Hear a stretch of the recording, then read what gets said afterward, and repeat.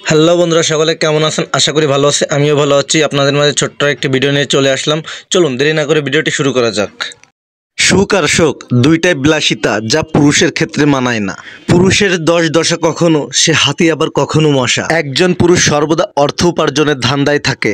পুরুষ সবসময় চায় তার পরিবারের খুশি রাখার জন্য, তার পরিবারের মুখে দুই বেলা খাবার তুলে দিতে। পুরুষ তার বিলাসিতাকে বুকে মাটি চাপা দিয়ে সবসময় কাজের মধ্যে রাখে, শুধুমাত্র তার পরিবারের জন্য। একজন পুরুষ যার কাছে এমন কিছুই নেই, যার জন্য সে জীবন যুদ্ধে যেতে প্রস্তুত থাকে সর্বদা।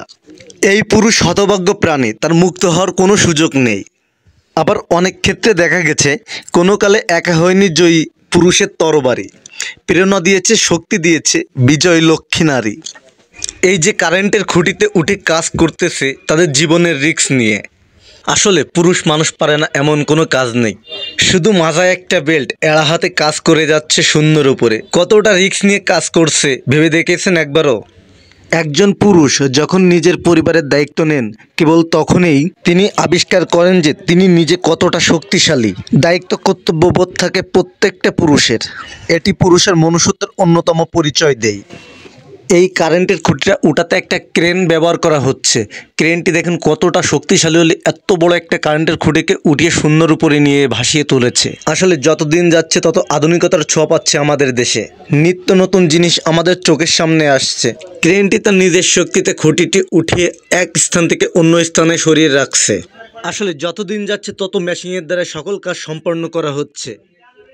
ক্রেনটি সুন্দরভাবে খুঁটি উঠিয়ে এক স্থান থেকে অন্য স্থানে খুঁটি সরিয়ে রাখছে।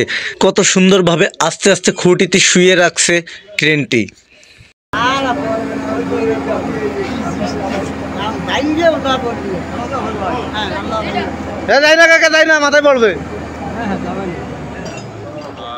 অপরদিকে খুঁটি লাগানোর জন্য ক্রেনটির সাথে রশি বেঁধে দিচ্ছে। পুরানো বৈদ্যুতিক খুঁটিটি সরিয়ে নতুন খুঁটি পোতার জন্য প্রস্তুত করা হচ্ছে। ক্রেনটি তার নিজের শক্তিতে বৈদ্যুতিক খুঁটিটি কত সুন্দরভাবে শূন্যর উপরে উঠিয়ে নিল।